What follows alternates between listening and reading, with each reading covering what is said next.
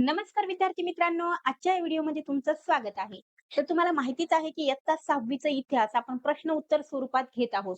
Part first मध्ये आपण पहिला, दुसरा, तिसरा आणि चौथा चॅप्टर कव्हर केलेला आहे. आता आपण 5वा, 6वा, 7वा आणि 8वा म्हणजे एकंदरीत 4 चॅप्टर आपण या ठिकाणी कव्हर केलेले आहेत. याचा उपयोग म्हणजे या व्हिडिओचा उपयोग तुम्हाला फर्स्ट पेपर आणि सेकंड पेपर दोन्हीसाठी होणार आहे.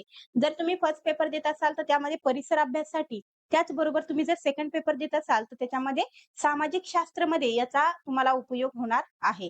चला वेळ न घालवता सुरुवात करूया. बघा, प्रश्न आहे, खाली गौतम बुद्धाच्या संदर्भात काही विधाने दिली आहेत. त्यापैकी अयोग्य विधान आपल्याला शोधायचं आहे. तर विधानं आहेत बघा. कुंडग्राम येथे गौतम बुद्धांचा जन्म झाला. तर हे विधान कसं आहे? तर जर तुम्ही अभ्यास केला असेल तर निश्चितच तुम्हाला कळेल की कुंडग्राम येथे गौतम बुद्धांचा जन्म झालेला नाहीये. मग कोणाचा जन्म झालेला आहे कुंडग्राम येथे? तर कुंडग्राम या ठिकाणी कोणाचा जन्म झालेला आहे? तर वर्धमान महावीर यांचा जन्म झालेला आहे. वर्धमान महावीर. बरोबर आहे का? त्यानंतर मग तुम्हाला प्रश्न पडला असेल, की मग गौतम बुद्धाचा इथं जन्म झाला नाही, तर मग कुठं झालेला आहे? तर ते पण लगेच आपण काय करूयात, म्हणजे आलोच आहोत, पाहतच आहोत, तर सगळीच माहिती घेऊया. तर कुठे झालेला आहे? तर लुंबिनी या ठिकाणी झालेला आहे. म्हणजे आपल्याला काय शोधायचं होतं? तर अयोग्य विधान शोधायचं होतं आणि अयोग्य विधान कोणतं आहे? तर पहिलं अयोग्य विधान आहे. मग आता बाकीचे विधानं आपण लगेच वाचून घेऊया, जे की सर्वच्या सर्व विधानं कशी आहेत? योग्य आहेत. यामधून तुम्हाला माहिती मिळणार आहे ती अशी, की शुद्धोधन आणि मायादेवी हे त्यांचे आई-वडील होते. कोणाचे? गौतम बुद्धाचे. त्याच्यानंतर गौतम बुद्धांचे मूळ नाव सिद्धार्थ असे होते. त्यानंतर बघा पिंपळाच्या वृक्षाखाली त्यांना बोधी प्राप्त झाली आणि त्यालाच काय म्हणू लागले? तर बोधी वृक्ष असं म्हणू लागले. आलं का लक्षात? म्हणजे या ठिकाणी हे बाकीचे जे सर्व विधानं आहेत, ते काय आहेत? तर योग्य आहेत. त्यानंतर बघा पुढचा प्रश्न असा आहे, छोटीशी चिमणी देखील आपल्या घरट्यात स्वच्छंदपणे चिवचिवते. हे प्रसिद्ध वचन कोणाचे? तर हे जे काही वचन आहे ते कोणाचं आहे? तर गौतम बुद्धांचं आहे. प्रश्न आहे, धर्म आणि धर्मग्रंथांच्या जोड्या दिल्या आहेत. त्यापैकी अयोग्य जोडी आपल्याला काय करायची? शोधायची आहे. या ठिकाणी आपल्याला धर्म आणि धर्मग्रंथांच्या जोड्या दिलेल्या आहेत. जोड्या बरोबर म्हणजे समोरासमोर दिलेल्या आहेत. त्यापैकी अयोग्य जोडी आपल्याला शोधायची आहे. तर बघा, फारसी तोराह, इस्लाम कुराण, ख्रिश्चनचा बायबल ग्रंथ, बौद्ध धर्म तर त्रिपिटक. तर बौद्ध धर्माचं त्रिपिटक आहे, बरोबर आहे. बायबल, ख्रिश्चनचं बायबल आहे, ते पण योग्य आहे. इस्लामचं कुराण आहे, तर ते पण बरोबर आहे. मग पारशी धर्माचा तोराह नाहीये. तर मग नेमकं पारशी धर्माचा धर्मग्रंथ कोणता आहे? तर पारशी धर्माचा धर्मग्रंथ आहे अवेस्ता. कोणता आहे? अवेस्ता. तर पारशी धर्माचा धर्मग्रंथ अवेस्ता आहे. म्हणजे या ठिकाणी चुकीची किंवा अयोग्य आहे. ते म्हणजे पहिलाच पर्याय आपला अयोग्य आहे. तर मग तोराह हा जो काही धर्मग्रंथ आहे, तो नेमका कुठल्या धर्माचा आहे? तर जो धर्माचा आहे त्यालाच यहुदी असं पण म्हणतात. चला पुढे जाऊया. त्यानंतर जोड्या जुळवा. तर बऱ्याच वेळेस असा प्रश्न विचारण्यात आलेला आहे याच्या अगोदर पण, की काय करायचं? महाजनपद आणि त्यांची राजधानी, नेमकी त्याची राजधानी कोणती आहे? कधी-कधी राजधानी सोबत जोड्या लावायला लावतात, तर कधी-कधी एखाद्या महाजनपदाचा राजा कोणता आहे याच्याविषयी माहिती विचारत असतात किंवा जोड्या लावायला सांगतात. तर या ठिकाणी आपल्याला काय करायचं आहे? तर राजधानी आणि हे काय आहेत? तर महाजनपद आहेत. तर आपल्याला या ठिकाणी योग्य जोड्या अशा लावायच्या आहेत. तर तुम्हाला माहितीच आहे, की कोसलची राजधानी कोणती आहे? तर कोसलची आहे बघा श्रावस्ती. त्याच्यानंतर वत्स, वत्सची आहे कोशांबी. अवंतीची राजधानी आहे उज्जैनी आणि मगधची राजधानी आहे राजगृह. तर मग असं कुठे दिसतंय तुम्हाला? तर कोसल म्हणजे पहिल्याचं ड. पहिल्याचं ड इथं आहे, इथं आहे. त्याच्यानंतर वत्स ची कोशांबी म्हणजे दुसऱ्याचं अ. हे बघा इथं आहे, इथं नाहीये. म्हणजे या ठिकाणी आपल्याला योग्य उत्तर असणार आहे आपलं पर्याय क्रमांक 1. म्हणजेच बाकीच्या जोड्या आपण बघून घेऊया, की अवंती म्हणजे तिसऱ्याचं ब बरोबर आहे. त्याच्यानंतर मगध चौथ्याचं क म्हणजे एकंदरीत आपल्या सर्व म्हणजे जोड्या काय झालेल्या आहेत बरोबर आणि पर्याय क्रमांक 1 हे आपलं उत्तर. त्यानंतर डॅश राजाच्या काळात बौद्ध धर्माची पहिली परिषद मी काय म्हणते पहिली परिषद. परिषदलाच काय म्हणतात तर संगीती असं पण म्हणतात. मगधच्या राजधानीचे शहर राजगृह येथे झाली. तर आपल्याला इथं काय लक्षात ठेवायचं आहे, की बौद्ध धर्माच्या ज्या काही 4 परिषदा झालेल्या आहेत किंवा संगती झालेल्या आहेत, त्या कोणत्या राजाच्या काळात त्याचबरोबर कोठे झालेल्या आहेत हे आपल्याला लक्षात ठेवायचं आहे. तर पहिलाच प्रश्न म्हणजे प्रश्न आपल्याला विचारलाय, की पहिली परिषद किंवा संगीती कोणत्या राजाच्या काळात झाली आहे, असा आपल्याला प्रश्न विचारण्यात आलेला आहे. तर योग्य उत्तर आहे अजातशत्रू. तर अजातशत्रूच्या काळात झालेली आहे पहिली. बरोबर आहे. त्याचबरोबर कुठे झाली? तर राजगृह या ठिकाणी झालेली आहे. त्यानंतर मग आपल्याला दुसरी परिषद कुठे झाली? त्याचबरोबर कोणत्या राजाच्या काळात झाली? हे पण आपण जाणून घेऊया चलत-चलत. तर बघा, जे काही दुसरी परिषद आहे, ती कुठे झालेली आहे? तर ती झालेली आहे वैशाली या ठिकाणी झालेली आहे. आणि कोणत्या राजाच्या काळात झालेली आहे? तर शिशुनाग या राजाच्या काळात झालेली आहे. त्यानंतर मग तिसरी परिषद पण लगेच जाणून घेऊया. तर तिसरी परिषद ही सम्राट अशोकाच्या काळामध्ये आणि पाटलीपुत्र येथे झालेली आहे. तुम्ही हे कुठेतरी लिहून ठेवा. त्याचबरोबर त्याला वारंवार वाचा. एक प्रश्न तर याच्यावर नेहमीच असतो बघा. मग चौथी परिषद, जी काही बौद्ध धर्माची चौथी परिषद आहे, ती चौथी परिषद बघा कोणाच्या काळात झालेली आहे? कोणाच्या काळात झालेली आहे? तर सम्राट कनिष्क यांच्या काळात झालेली आहे. चौथी परिषद आणि कुठं झालेली आहे? तर काश्मीरला झालेली आहे. सम्राट कनिष्क यांच्या काळामध्ये. म्हणजे एकंदरीत आपण एकाच प्रश्नामध्ये 4ही परिषदा ज्या की कुठं-कुठं झालेल्या आहेत, कोणत्या राजाच्या काळात झालेल्या आहेत आणि खरोखरच सांगते हे खूप महत्वाचं आहे. ही माहिती मी एकत्र गोळा करून सांगण्याचं कारण असं, की तुम्ही ते कुठेतरी लिहून ठेवावं आणि ते पाठ करून टाकावं. कारण की नेहमी याच्यावर प्रश्न असतो. त्यानंतर बघा आपण या ज्या जोड्या आहेत, ते जे काही आपले पुस्तक असते की नाही, त्याच्या पाठीमागे स्वाध्याय दिलेला असतो विद्यार्थ्यांना सोडवण्यासाठी. तर त्या ठिकाणचे आपण उचललेले आहेत. तर तुम्ही म्हणाल, की त्या ठिकाणचे प्रश्न येतात का? तर हो, तसे पण प्रश्न आलेले आहेत. तर बघा, संगीती. संगीती म्हणजे मग काय? तर आपण मगाशीच पाहिलं, की संगीती म्हणजे परिषद. त्याचबरोबर धनानंद कोण होते? तर धनानंद हे नंद राजा होता. नंद घराण्यातील राजा होता. आणि पाटलीग्राम हे अजातशत्रूच्या काळामध्ये म्हणजे अजातशत्रू यांनाच उभारलेलं किंवा बांधलेलं काय आहे? राजधानीचं शहर आहे. तर त्यामुळं आपण योग्य ती अशी जोडी लावलेली आहे. महागोविंदचा काहीही संबंध नाहीये. तर मग या ठिकाणी योग्य पर्याय कोणता येईल बरं? तर एकचं ब. पहिल्याचं ब इथं आहे, इथं आहे. त्याच्यानंतर धनानंद. 2चं ड. हे बघा इथं आहे 2चं ड. त्याच्यानंतर पाटलीग्रामचं अ, म्हणजे तिसऱ्याचं अ. तर पर्याय क्रमांक 4 हे आपलं योग्य उत्तर असेल. बघा प्रश्न आहे, नंद घराण्यासंदर्भात दिलेल्या विधानासाठी योग्य पर्याय निवडा. तर आपल्याला जे काही नंद घराणं होतं त्याच्याविषयी आपल्याला योग्य असं विधान निवडायचं आहे. बघा विधानं आहेत, पायदळ, घोडदळ, रथदळ आणि हत्तीदळ असे चतुरंग सैन्य निर्माण केले. तर हे विधान अगदी बरोबर आहे. नंद घराण्याविषयी. त्याच्यानंतर वजनमापांची प्रमाणित पद्धत सुरू केली. हे पण विधान काय आहे तर अगदी योग्य आहे. त्याच्यानंतर चंद्रगुप्त हा धनानंद घराण्याचा शेवटचा राजा होता. हे मात्र विधान थोडं गडबड आहे.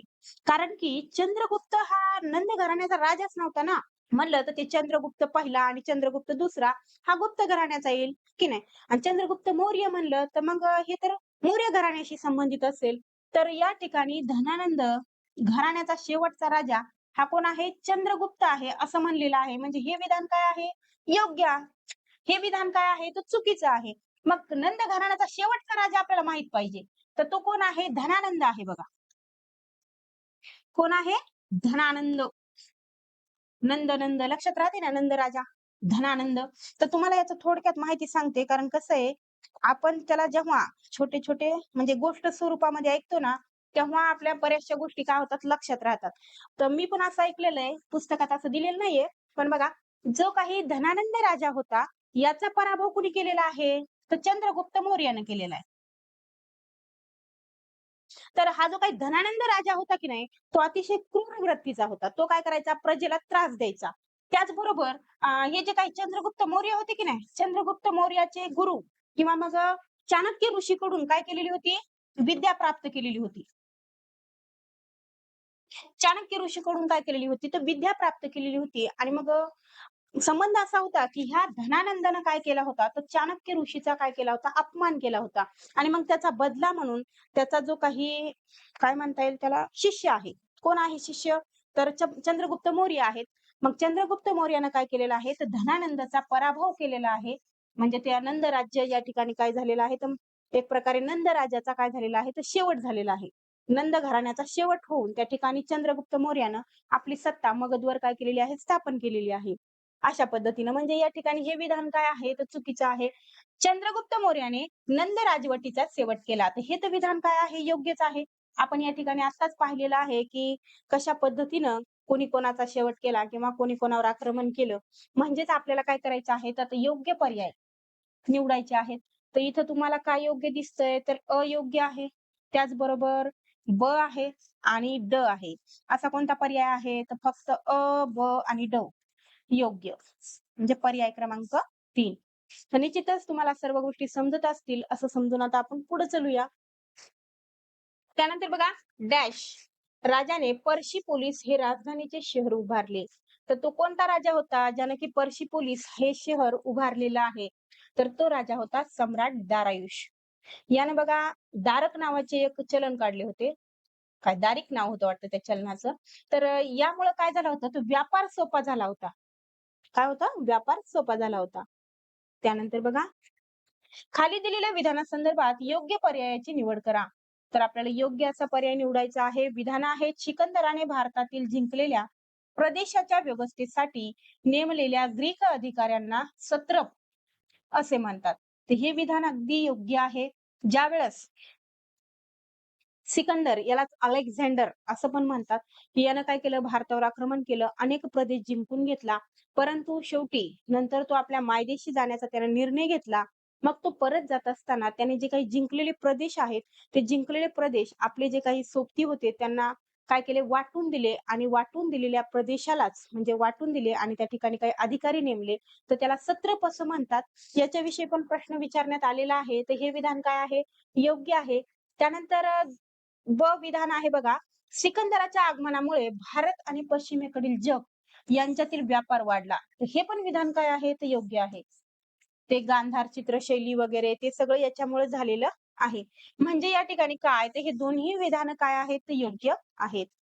त्यानंतर बघा, ग्रीक राज्यासंदर्भात दिलेल्या विधानापैकी अयोग्य विधान कोणते?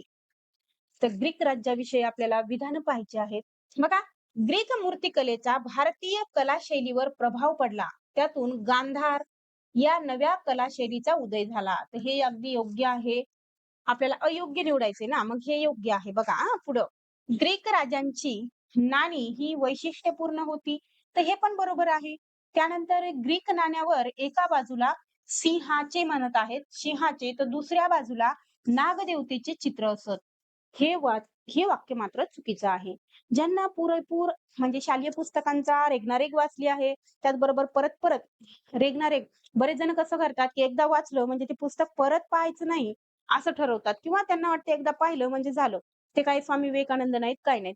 तर प्रत्येक पुस्तक हे आपल्याला परत-परत वाचावं लागणार आहे. जेव्हा आपण वाचतो ना, तेव्हा आपल्या हातात एक रेड कलरची पेन ठेवा.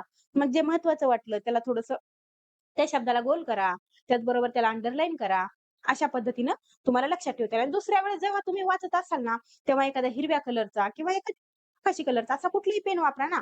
सध्या तर कुठलेही पेन अवेलेबल आहेत. मग दुसऱ्या वेळेस आपण वाचताना मग दुसऱ्या वेळेस जेव्हा तुम्ही वाचता त्यावेळेस जरी तुम्ही पहिल्यांदा वाचलेलं असेल, तरी सुद्धा अशी अशी माहिती तुमच्या लक्षात येते, की जे तुम्ही पहिल्यांदा वाचून सुद्धा तुमच्या लक्षात आलेलं नाहीये. त्यामुळं प्रत्येक पुस्तक हे 3-4 वेळेस परीक्षा होण्या अगोदर 3-4 वेळेस तरी वाचून व्हायला पाहिजे. तेव्हा जर तुमचं 3-4 वेळेस वाचून झाला असेल आणि तुमची टी निघाली नाही असं होऊ शकत नाही. तर बघा, हे झालं ज्ञान. आता पुढे बघूया. बघा, ग्रीक नाण्यावर एका बाजूला सिंहाचे तर दुसऱ्या बाजूला नागदेवतेचे चित्र असते. तर हे विधान मात्र चुकीचं आहे. कसं चुकीचं आहे? तर समजा उदाहरणार्थ इथे घेऊयात आपण. हे काय आहे? तर ग्रीक नाणं आहे. तर इथं एका बाजूला काय आहे माहितीये का? तो जो कोणी ग्रीक राजा असेल, त्याचं त्या ठिकाणी चित्र आणि त्याचं नाव असतं एका बाजूला. काय? तर ग्रीक राजाचे चित्र. त्याचबरोबर त्याचं नाव पण असतं बरं. आणि मग ही जी काही दुसरी बाजू आहे की नाही, तिथं कोणा नागदेवतेचं वगैरे चित्र नसतं. नागदेवतेचं चित्र नसतं. मग कोणाचं चित्र असतं? थांबा हां, एकच मिनिट हां. तर दुसऱ्या बाजूला ग्रीक देवतेचं चित्र असतं. ग्रीक देवतेचे चित्र. तर हे लक्षात असू द्या याच्याकडे बघा जरा व्यवस्थित. म्हणजे ग्रीक जे काही नाणी आहेत त्याच्यावर एका बाजूला काय असतं, तर राजाचं चित्र. जसं की सिकंदर राजा होता. कोण? सिकंदर. तर त्याचं एका बाजूला काय होतं, तर चित्र होतं. त्याचबरोबर त्याचं नाव होतं आणि दुसऱ्या बाजूला ग्रीक देवतेचं. म्हणजे राजाला आणि देवतेला एक प्रकारे समान प्राधान्य दिलेलं दिसून येतं. म्हणजे या ठिकाणी हे विधान तर काय मिळालं आपल्याला चुकीचं मिळालेलं आहे. आपल्याला अयोग्यच विधान निवडायचं आहे. म्हणजे पर्याय क्रमांक 3 हे आपलं योग्य उत्तर आहे. चौथं विधान आहे, की सम्राट अलेक्झांडरने इसवी सन पूर्व 326 मध्ये भारताच्या वायुव्य प्रदेशावर स्वारी केली. तर विद्यार्थी मित्रांनो या ठिकाणी तुम्हाला वेगळं नाव वाटत असेल अलेक्झांडर, परंतु अलेक्झांडर म्हणजे सिकंदर बरं. प्रश्न काय आहे, की मौर्य साम्राज्याचा संस्थापक राजा कोण? तर मौर्य साम्राज्याचं म्हणजे संस्थापक किंवा निर्मिती कोणी केली होती? तर ती चंद्रगुप्त मौर्याने केली होती. तर मी तुम्हाला हे पण सांगते, की बघा आता सगळ्यात अगोदर कोण आलं? तर चंद्रगुप्त मौर्य. म्हणजे तो धनानंद होता ना, जो की क्रूर राजा म्हणून ओळखला जात होता. तर त्याच्यावर विजय मिळवून त्या ठिकाणी मगधवर राज्य कोणी निर्माण केलेलं आहे, तर ते केलं चंद्रगुप्त मौर्यानं. आणि चंद्रगुप्त मौर्य यांच्यानंतर मग कोण? तर चंद्रगुप्त मौर्य यांच्यानंतर बघा आलेले आहेत ते म्हणजे बिंदुसार. म्हणजे चंद्रगुप्त यांचा मुलगा कोण? तर बिंदुसार. बरोबर आहे. आणि मग बिंदुसार यांच्यानंतर म्हणजे हे जे काही बिंदुसार आहेत, तर यांचा मुलगा आहे पुन्हा सम्राट अशोक. कोण? सम्राट अशोक. आणि सम्राट अशोक नंतर हे सम्राट अशोक आणि सम्राट अशोक नंतर बृहद्रथ. तर अशा पद्धतीनं एकंदरीत चंद्रगुप्त मौर्य, त्याच्यानंतर बिंदुसार, त्याच्यानंतर सम्राट अशोक आणि बृहद्रथ. अशा पद्धतीनं एक प्रकारे म्हणजे जर विचारलं तुम्हाला, की मौर्य साम्राज्याचं म्हणजे कालानुक्रम विचारला, की योग्य अशी जोडी लावा, असा पण प्रश्न विचारण्यात आलेला आहे. बघा ते पुढे पाहूयात. विशाखा दत्त या संस्कृत नाटककाराने डॅश हे नाटक लिहिले. तर कोणते नाटक लिहिले? तर ते तुम्हाला माहितीच असेल, मुद्रा राक्षस. विशाखा दत्त हे काय आहेत? तर संस्कृत नाटककार आहेत आणि त्यांनी मुद्रा राक्षस हे नाटक लिहिलेलं आहे. त्यानंतर बघा, गुजरात राज्यात जुनागड जवळ डॅश राजाने सुदर्शन नावाचे धरण बांधले. तर कोणी बांधलेलं आहे ते? तर चंद्रगुप्त मौर्यानं बांधलेलं आहे. लक्षात असू द्या, यावर पण प्रश्न विचारण्यात आलेला आहे. त्यानंतर डॅश या ग्रंथाकडे मौर्यकालीन भारताच्या अभ्यासाचे महत्वाचे साधन म्हणून पाहिले जाते. तर तो ग्रंथ कोणता आहे? तर इंडिका आहे. आणि हा ग्रंथ कोणी लिहिलेला आहे? तर इंडिका हा मेगस्थेनिस यांनी लिहिलेला आहे. आणि मेगस्थेनिस कोण होते मग? तर हे पण आपल्याला माहित असलं पाहिजे ना. तर मेगस्थेनिस हा सेलुकस निकेटर. कोण होता? सेलुकस निकेटरचा राजदूत होता ते. मग तुम्ही आता हे विचारू नका, की सेलुकस निकेटर कोण होता? तरी पण मी सांगते, की सेलुकस निकेटर नाही का, तो जो काही ग्रीक राजा होता सिकंदर, ज्याने की आपल्या मायदेशी जाताना जे काही भारतातले प्रदेश जिंकलेले आहेत, त्याच्यासाठी अधिकारी नेमलेले होते. त्यातला एक अधिकारी होता सेलुकस निकेटर आणि त्याचा राजदूत होता मेगस्थेनिस. आणि ह्यानं काय केलं होतं, मेगस्थेनिसला कुठं पाठवलं होतं, तर चंद्रगुप्ताच्या म्हणजे चंद्रगुप्त मौर्य होते की नाही, त्याच्या राजदरबारामध्ये पाठवलं होतं. आणि मग तिथं गेल्याच्या नंतर ह्या मेगस्थेनिस यानं काय केलेलं होतं, त्या ठिकाणी जे काही घडत आहे ना, ते सर्व लिहून ठेवलेलं होतं. तर त्यामुळेच तर असं म्हणलंय, की इंडिका या ग्रंथाकडे मौर्यकालीन भारताच्या अभ्यासाचे महत्वाचे साधन म्हणून पाहिले जाते. त्यानंतर बघा, बौद्ध धर्माच्या प्रसारासाठी आपल्या मुलांना परदेशात पाठवणारा राजा कोणता? तर तो आहे बघा सम्राट अशोक. सम्राट अशोक यांनी काय केलेलं होतं, कुठं पाठवलं होतं आपल्या मुलांना? तर श्रीलंकेला पाठवलं होतं. श्रीलंकेला पाठवलं होतं. त्यांचे 2 म्हणजे मुलगा एक आणि मुलगी एक होती. तर मुलाचं नाव होतं महेंद्र आणि मुलीचं नाव काय होतं, तर संघमित्रा अशा पद्धतीचं नाव होतं. तर ह्या दोघांना काय केलं होतं त्यांनं, की बौद्ध धर्माच्या प्रसारासाठी कुठं पाठवलं होतं, तर श्रीलंकेला पाठवलं होतं. त्यानंतर बघा, प्रश्न आहे, खाली दिलेल्या विधानासंदर्भात योग्य पर्यायाची निवड करा. तर या ठिकाणी पर्याय आहेत. अशोक राजा होण्यापूर्वी अशोक म्हणजे सम्राट अशोक राजा होण्यापूर्वी त्याची नेमणूक तक्षशिला आणि उज्जैनी येथे राज्यपाल म्हणून करण्यात आली. तर हे विधान अगदी बरोबर आहे. अशोकाने मगधचा सम्राट झाल्यावर कलिंगवर स्वारी केली. तर हे पण विधान बरोबर आहे. म्हणजे अशोका सम्राट अशोक जो आहे, तर त्याचा राज्याभिषेक झाल्यानंतर 8 वर्षानंतर त्यानं काय केली होती, तर कलिंगवर स्वारी केली होती. त्यानंतर बघा, सम्राट अशोकाने बौद्ध धर्माचा स्वीकार आणि प्रचार केला. तर हे पण विधान कसं आहे? बरोबरच आहे ना. त्यानंतर बघा, सम्राट अशोकाने पाटलीपुत्र येथे म्हणजे एकंदरीत आतापर्यंत तीनही वाक्य बरोबर आहेत. सम्राट अशोकाने पाटलीपुत्र येथे बौद्ध धर्माची दुसरी परिषद बोलावली. तर या ठिकाणी मात्र थोडी गडबड आहे. कशी माहितीये का? बरोबर आहे. सम्राट अशोकाने पाटलीपुत्र येथे बौद्ध धर्माची परिषद बोलावली. परंतु दुसरी नाही. कितवी? तर तिसरी बोलावली. आपण मगाशी पण पाहिलेलं आहे. म्हणजे या ठिकाणी हे विधान काय आहे? तर चुकीचं आहे. आपल्याला काय पाहिजे? योग्य पर्याय निवडायचे आहेत. तर ब आणि क हे योग्य आहेत. बघा, अ, ब, क म्हणजे पर्याय क्रमांक 4. तर मगाशी मी तुम्हाला सांगितलेलंच या ठिकाणी आपल्याला जोड्या जुळवायच्या आहेत. तर बघा, सम्राट अलेक्झांडर कोण होता? तर हा ग्रीक सम्राट होता. कोण होता? ग्रीक सम्राट होता. त्याच्यानंतर मॅगेस्थेनिस कोण होता? तर सेलुकस निकेटरचा दूत होता. मगाशी मी तुम्हाला सांगितलं बघा. मॅगेस्थेनिस कोण होता? तर सेल्युकस निकेटरचा राजदूत होता. त्याचबरोबर सम्राट अशोक कोण होता? तर मगधचा सम्राट होता. बरोबर आहे ना? चंद्रगुप्त मौर्यानंतर त्यांचा मुलगा बिंदुसार त्या ठिकाणी आला. बिंदुसार तेवढं काही विशेष करू शकला नाही. मग बिंदुसारचा मुलगा कोण होता? तर सम्राट अशोक होता. म्हणजेच या ठिकाणी काय? तर सम्राट अशोक हा मगधचा सम्राट होता. त्याचबरोबर शिशुनाग हे पण काय होता? तर मगधचा सम्राटच होता. त्याच्यानंतरचा राजा होता.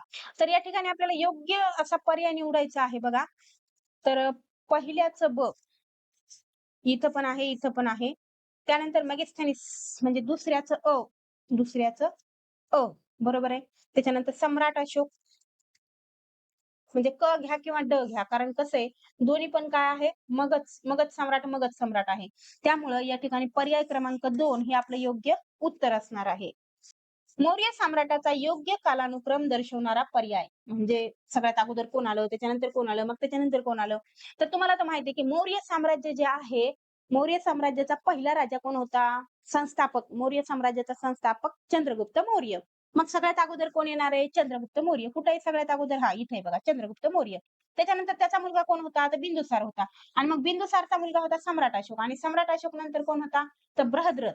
तर बृहद्रथ नंतर मग काय झालं? मौर्य साम्राज्य संपलेलं आहे. म्हणजेच या ठिकाणी योग्य पर्याय आहे पर्याय क्रमांक 2. तर बघा, प्रश्न विचारण्यात आलेला आहे, मौर्य सम्राट बृहद्रथचा सेनापती डॅश याने हत्या करून स्वतः राजा बनला. तर बृहद्रथचा जो काही सेनापती होता त्याचं नाव काय आहे? तर त्याचं नाव आहे पुष्यमित्र शुंग. यानं काय केलेलं आहे? तर मौर्य साम्राज्याचा जो काही शेवटचा राजा होता बृहद्रथ याची काय केलेली आहे? हत्या केलेली आहे आणि स्वतः काय केलेलं आहे? स्वतःला राजा म्हणून घोषित केलेलं आहे. त्यानंतरचा प्रश्न बघूया. बघा, भारतात सोन्याची नाणी पाडण्याची सुरुवात डॅश राजाने केली. तर कोणी केलेली आहे?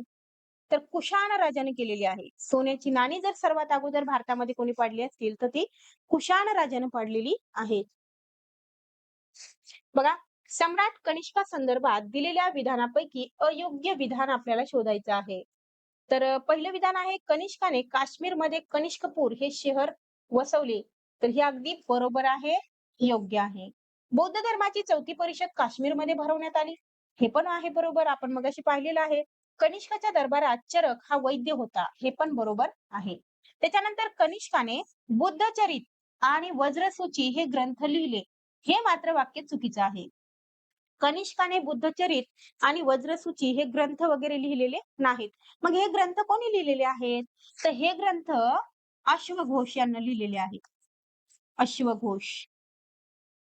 तर हा कोण होता? तर कनिष्कच्या काळातील एक कवी होता. त्यानं काय केलेले आहे? तर बुद्धचरित आणि वज्रसूची हे ग्रंथ लिहिलेले आहेत. लक्षात असू द्या, अश्वघोषला सुद्धा. तर त्यामुळं हे जे काही विधान आहे, हे विधान चुकीचं आहे. आपल्याला कोणतं विधान निवडायचंय? तर अयोग्य विधान निवडायचं आहे. म्हणजेच पर्याय क्रमांक 4 हे काय आहे? अयोग्य आहे. ते कनिष्कनं लिहिलेले नाहीत, तर ते कोणी लिहिले? तर अश्वघोष यांनी लिहिलेले आहे. गुप्त घराण्याची स्थापना कोणी केली? तर गुप्त घराण्याची स्थापना करणारे राजे आहेत ते म्हणजे श्रीगुप्त. तर बघा, आता सगळ्यात अगोदर कोण होतं? तर श्रीगुप्त होते. बरोबर आहे. यांना काय केलेले आहे? म्हणजे हे कोण आहेत? तर संस्थापक आहेत. श्रीगुप्त नंतर कोण आलं? तर पहिला चंद्रगुप्त नाही, आपण नावातच लिहुता, अक्षरात लिहुता. पहिला चंद्रगुप्त.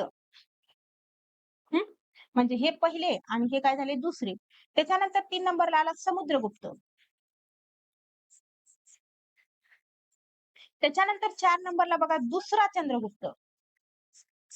दुसरा चंद्रगुप्त. अशा पद्धतीने म्हणजे यांची ही श्रंखला आहे.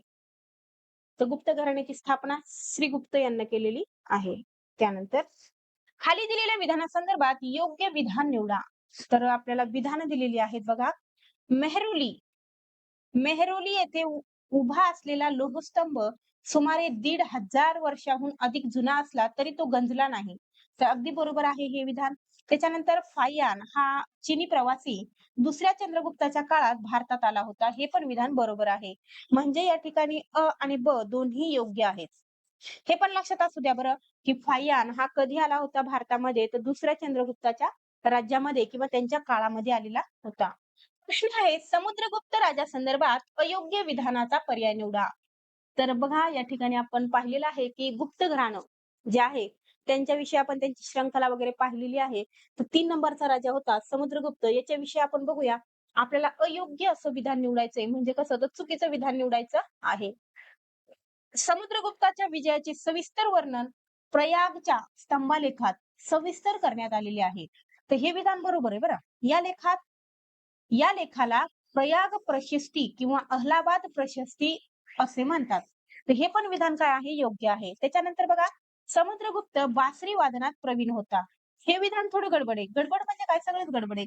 समुद्रगुप्त हा बासरी वगैरे वाजवत नव्हता, तर तो वीणा वादनामध्ये काय होता प्रवीण होता.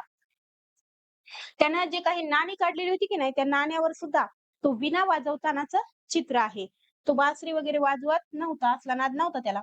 म्हणजे या ठिकाणी आपल्याला अयोग्य विधान निवडायचं आहे. तर अयोग्य कोणतं आहे? तर हे क आहे. तर फक्त क. म्हणजे पर्याय क्रमांक 3. डॅश राजा दर 5 वर्षांनी स्वतःची सर्व संपत्ती दान करत असे. असा कोणता राजा होता बरं एवढा म्हणजे दानशूर, की स्वतःच राज्य पूर्ण काय करायचं 5 वर्षानंतर सगळं जनतेमध्ये वाटायचं. तर असा दानशूर राजा होता तो म्हणजे राजा हर्षवर्धन. त्यानंतर खाली दिलेल्या विधानापैकी अयोग्य विधान निवडा.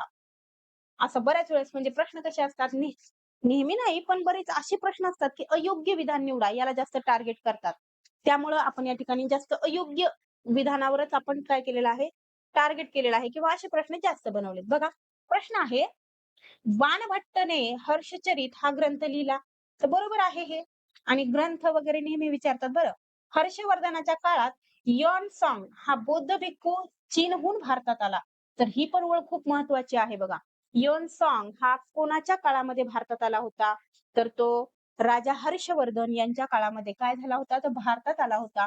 त्याच्यानंतरचा आहे बघा हर्षवर्धन राजाने रत्नावली, नागानंद आणि प्रियदर्शिका ही संस्कृत नाटके लिहिली. तर ही पण ओळ तेवढीच महत्वाची आहे, की अशा पद्धतीची म्हणजे रत्नावली, नागानंद, प्रियदर्शिका हे जे संस्कृत नाटकं आहेत, ती कोणी लिहिलेली आहेत? तर हर्षवर्धन यांनी लिहिलेली आहेत. त्यानंतर चौथं विधान आहे, हर्षवर्धनाने जैन धर्माचा स्वीकार व प्रसार केला. तर हे वाक्य थोडंसं काय थोडं म्हणण्यापेक्षा चुकीचंच आहे. तर हर्षवर्धनाने बौद्ध धर्माचा कोणत्या? तर बौद्ध धर्माचा प्रसार आणि काय केलेला आहे? प्रचार केलेला आहे. म्हणजे एक प्रकारे कोणता धर्म स्वीकारला होता त्यानं? तर बौद्ध धर्म स्वीकारला होता आणि त्याचाच प्रचार वगैरे केलेला होता. त्यांनी जैन धर्माचा केलेला नव्हता. हे वाक्य चुकीचं आहे. आपल्याला अयोग्य विधान निवडायचं आहे. तर पर्याय क्रमांक 4. तर बघा प्रश्न विचारण्यात आलेला आहे, की खाली काही विधाने दिली आहेत. त्या संदर्भात योग्य पर्याय निवडा. तर पर्याय असे आहेत. सम्राट अशोकाने उभारलेल्या स्तंभावर बैल, हत्ती, सिंह इत्यादी प्राण्यांची शिल्प आहेत. तर अगदी बरोबर आहे. त्यानंतर सारनाथ येथील अशोक स्तंभावर 3 सिंह आहेत. 3 सिंह आहेत का? तर नाही 4 सिंह आहेत. किती आहेत? 4 आहेत. ते आपल्याला समोरून पाहताना 3 दिसतात, परंतु किती आहेत? तर 4 आहेत. म्हणजे हे विधान काय आहे? चुकीचं आहे. तर फक्त अ बरोबर. फक्त अ योग्य. तर विद्यार्थी मित्रांनो तुम्हाला व्हिडिओ कसा वाटला हे नक्की कमेंट करा. त्याचबरोबर तुम्हाला कळकळीची विनंती अशी आहे, की हा व्हिडिओ योग्य ठिकाणी शेअर करा. भेटूया पुढच्या व्हिडिओमध्ये.